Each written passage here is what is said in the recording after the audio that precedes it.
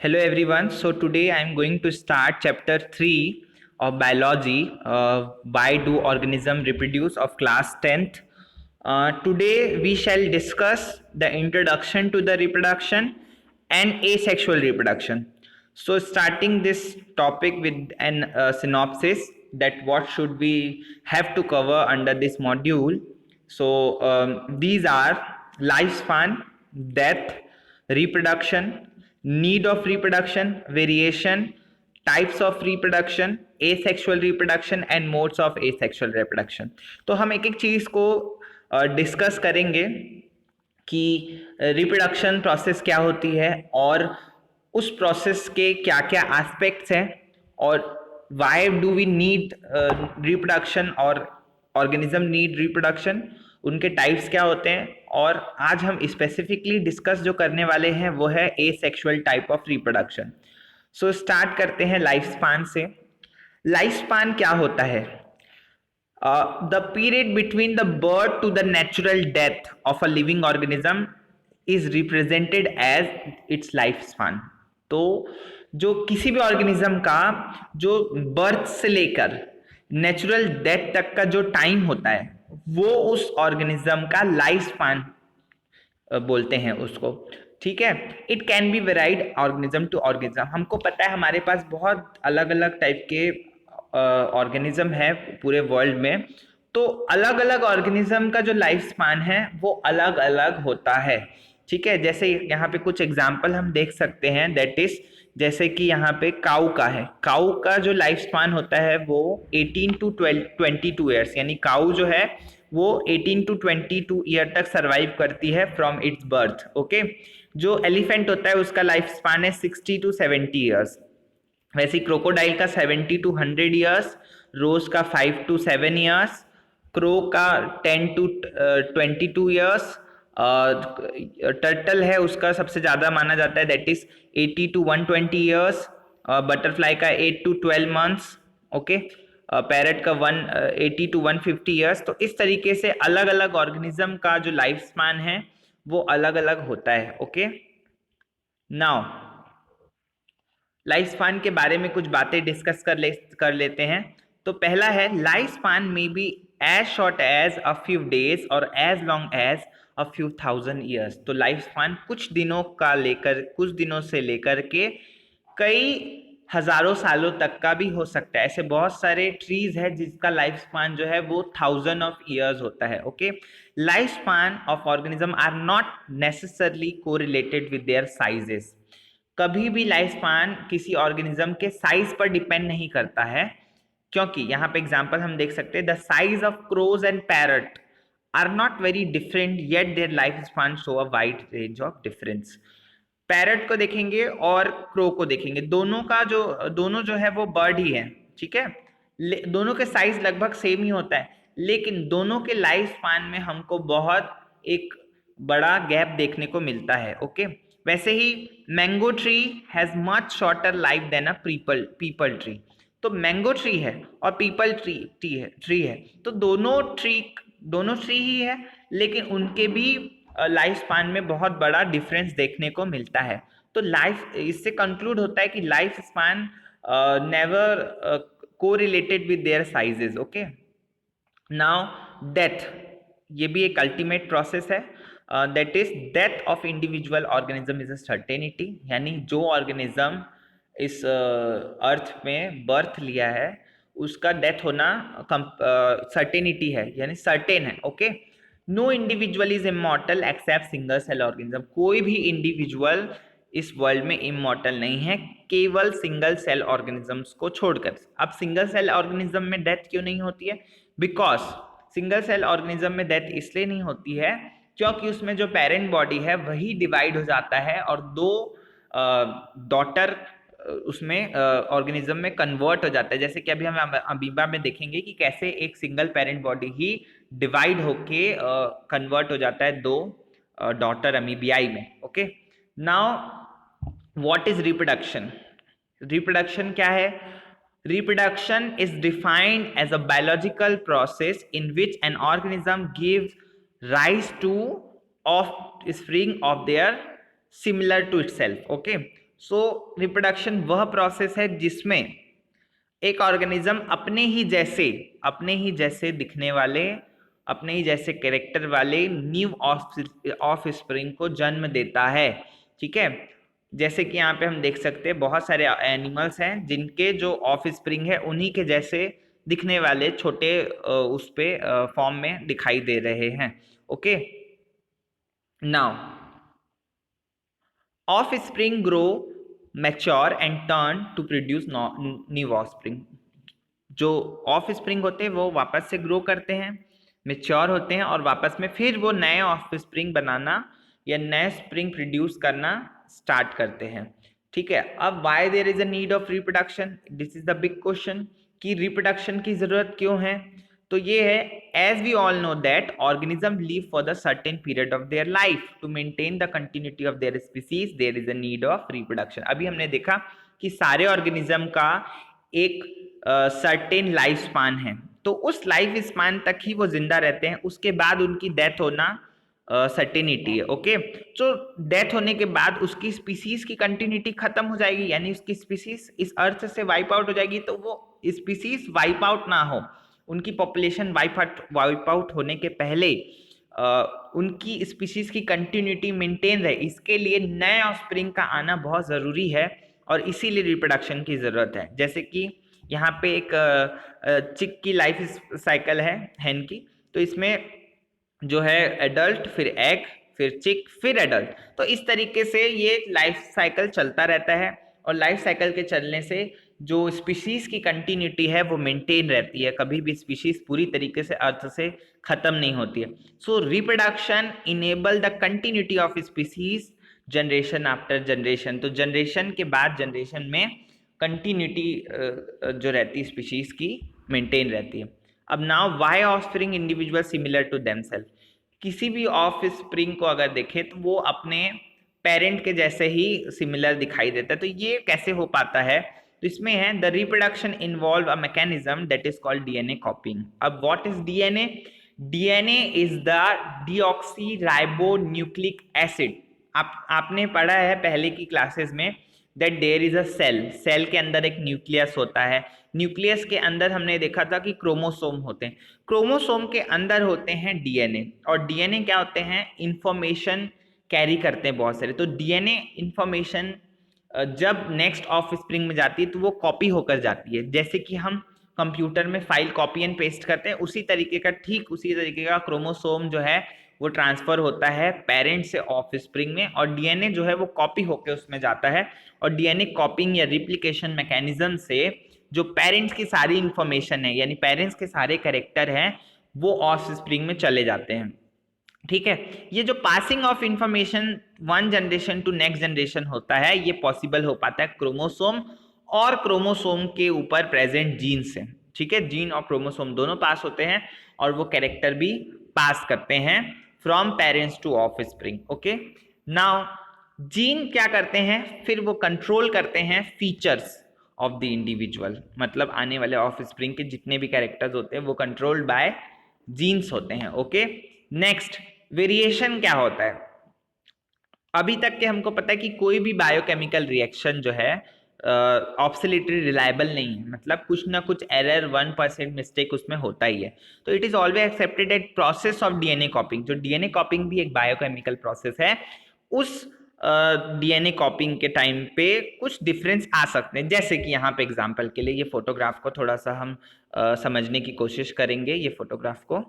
तो सबसे पहले यहाँ पे देख सकते हैं हम, ये मान लो कोई ये फर्स्ट इंडिविजुअल है। Okay, this is the first individual. अब इसका जब रिप्रोडक्शन हुआ तो जो दो इंडिविजुअल हुए, तो डीएनए कॉपी के थ्रू जो दो इंडिविजुअल्स बने, तो उसमें थोड़े थोड़े वेरिएशन आ गए। जैसे कि यहाँ पे, यहाँ का जो हेड का जो रीजन है वो चेंज हो गया, और इधर नीचे का ये चेंज होगा। बाद में फिर सेकेंड जनरेशन जब आई तो उसमें वो दोनों कैरेक्टर प्रेजेंट थे, और उसके अलावा इस वाले में भी थे वो जो दोनों कैरेक्टर प्रेजेंट है।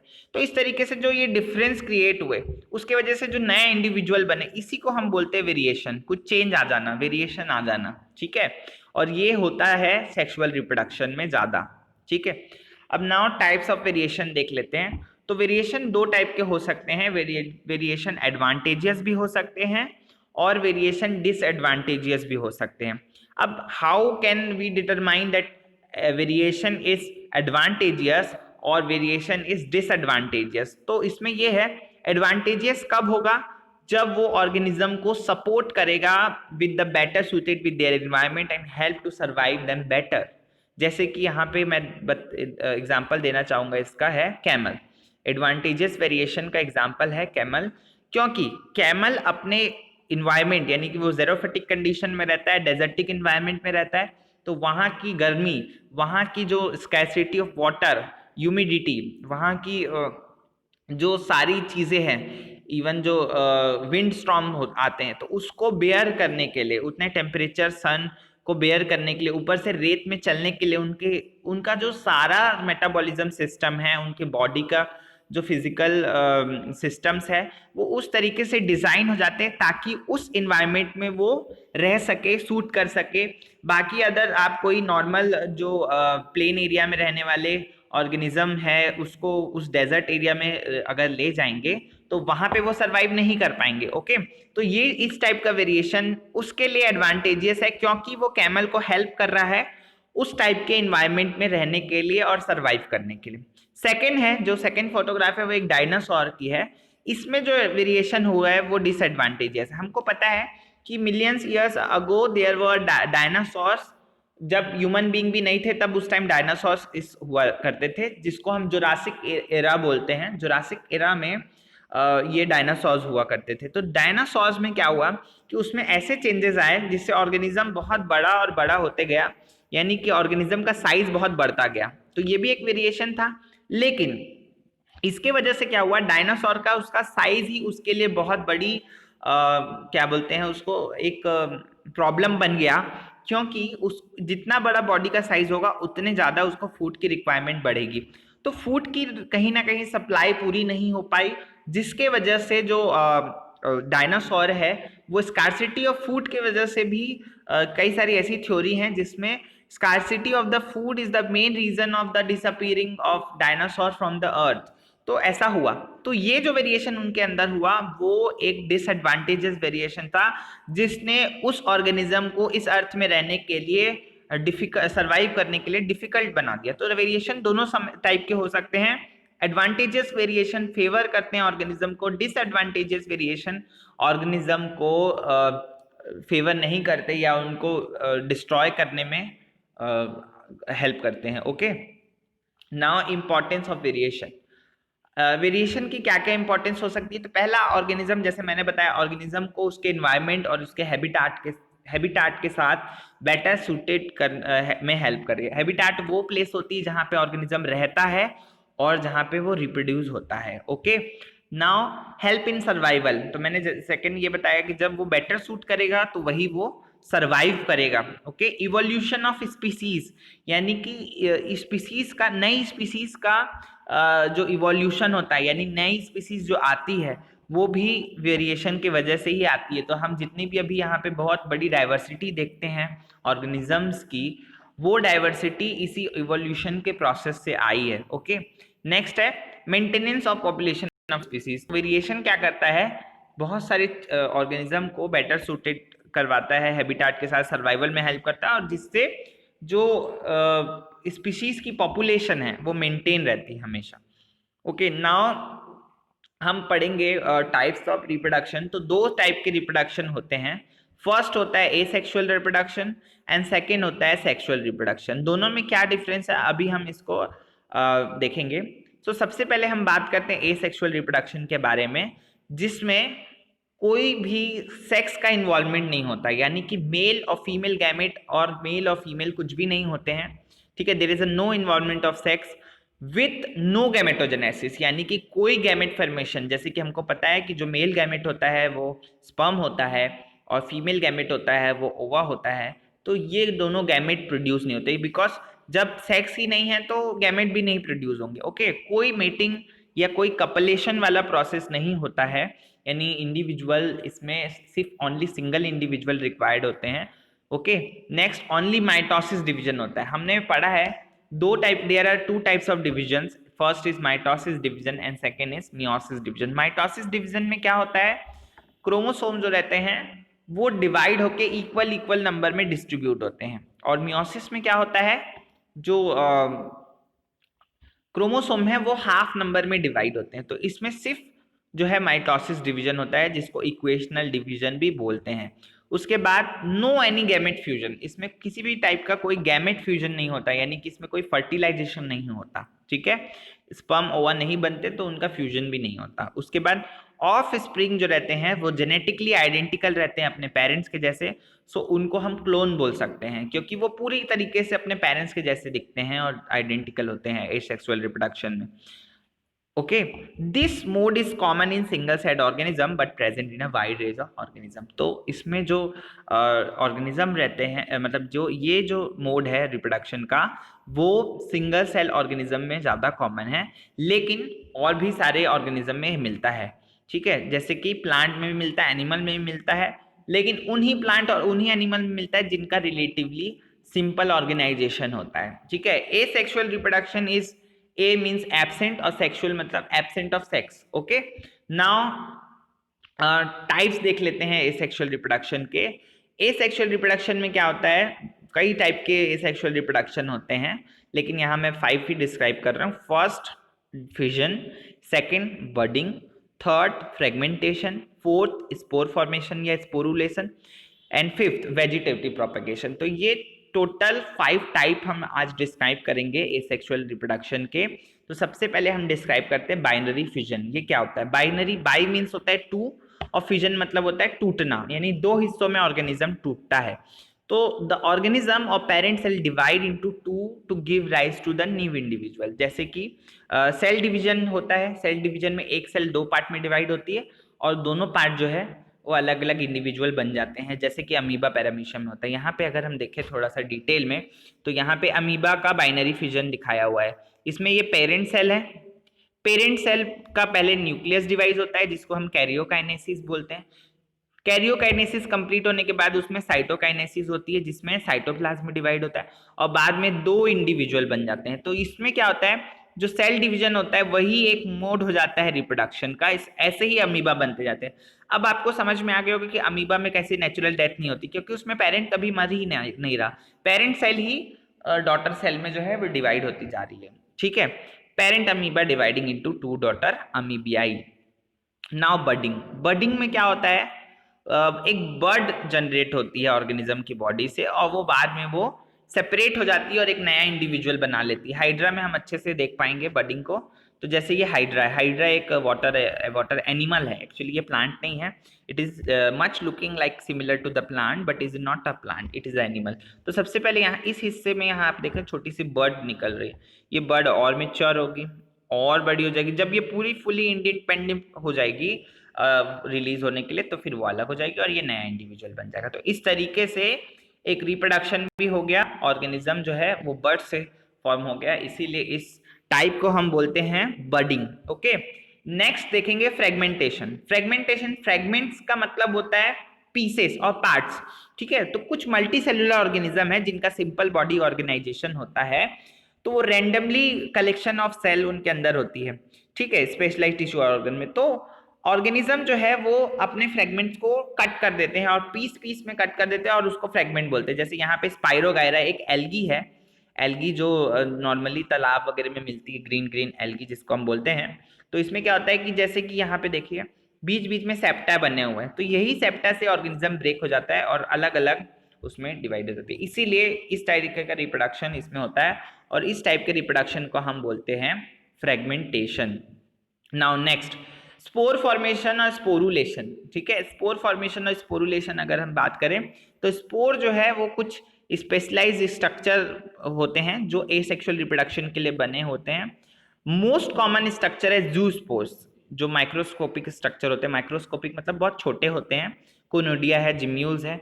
तो इससे क्या होता है, जैसे कि क्लाइडोमोनास है तो उसमें जूस्पोर्स बनते हैं, कोनोडिया है उस पेनिसिलियम में बनते हैं, जेम्यूल जो है वो स्पंजेस में होते हैं। अब जैसे कि यहाँ पे मैं एक फंगस का दिखा रहा हूँ, फंगस में क्या होता है कि एक ऐसा स्पोरेंजियम बन जाता है, इसके अंदर स्पोर बन रहे हैं और जब स्पोरेंजियम ब्रेक होता है तो पूरे स्पोर इधर उधर चलते हैं और फिर स्पोर जब इधर उधर जाते हैं तो फिर वो जाके जर्मिनेट हो जाते हैं और इस तरीके से उनका रिप्रोडक्शन हो जाता है। इसीलिए हम देखते हैं कि जो मॉइस्ट इन्वायरमेंट है, जैसे अभी बरसात का समय है, तो मॉइस्ट इन्वायरमेंट में बहुत जल्दी स्पोर कहीं भी बैठते हैं और जल्दी फंगस लगता है ब्रेड के ऊपर, इवन वुड्स के ऊपर। ठीक है, उसके बाद हम देखेंगे ये है जम्यूल है स्पंज में। तो जो स्पंज होते हैं ये भी एक एनिमल है जो वाटर में होते हैं, मरीन स्पंजेस भी है, फ्रेश वाटर स्पंजेस भी है। तो स्पंज के अंदर जो है जम्यूल्स बनते हैं और ये जम्यूल्स जो है जाके स्पोर के जैसे जर्मिनेट होते हैं। ठीक है, नाउ नेक्स्ट है वेजिटेटिव प्रोपगेशन। ये प्लांट में देखा जाता है।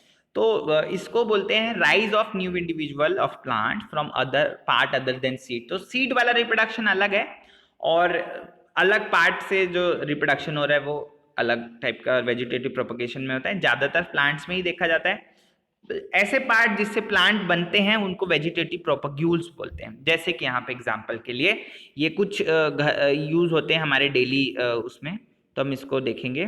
तो जैसे यहाँ पे है जो पोटैटो होता है, पोटैटो में आपने देखा होगा छोटी छोटी ऐसे बर्ड जैसे निकली होती है, वो क्या है एक्चुअली जर्मिनेटिंग आई बर्ड्स होती है। अगर उस पोर्शन को आप कट करके लगा देंगे जमीन में तो वो वापस से जर्मिनेट होती है। वैसे अदरक है यानी जिंजर का कोई भी एक हिस्सा अगर आप उसको लगा देंगे तो फिर वो ग्रो कर जाता है। तो इसी तरीके से अलग अलग टाइप के जो है वो प्रोपेगेटिव प्लांट्स के जो प्रोपेग्यूल्स होते हैं उसको हम वेजिटेटिवली प्रोपेगेट कर सकते हैं विदाउट अ सेक्सुअल रिप्रोडक्शन। ठीक है, अब यहाँ पे कुछ आर्टिफिशियल मेथड भी है। अभी तक हमने देखा नेचुरल मेथड, अब कुछ आर्टिफिशियल मेथड भी है।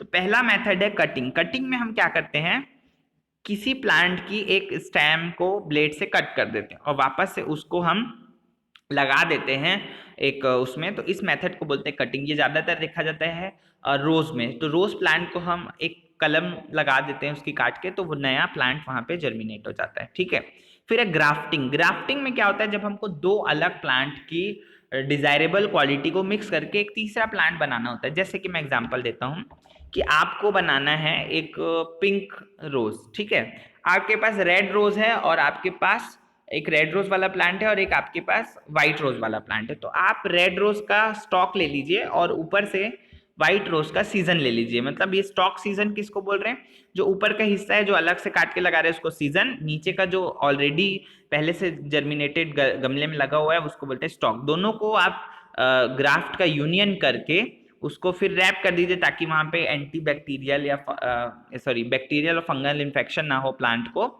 और फिर उसको रैप करके दोनों जब जुड़ जाएंगे और एक प्लांट बनेगा वो डिजायरेबल क्वालिटी वाला होगा, यानी कि जो आप पिंक फ्लावर्स बनाना चाह रहे थे वो वाले फ्लावर्स उसमें आएंगे। ओके, देन थर्ड होता है लेयरिंग। लेयरिंग में क्या करते हैं कि प्लांट के किसी एक ट्विग को जमीन तक के झुकाकर और वापस एक तरफ से वो कर देते हैं, जिससे क्या होता है इस पोर्शन को थोड़ा सा ब्लेड से छील भी देते हैं, यानी कि उसका थोड़ा सा अपर लेयर को रिमूव कर देते हैं, जिससे क्या होता है वहां पे थोड़े समय बाद रूट जर्मिनेट हो जाती है, रूट्स।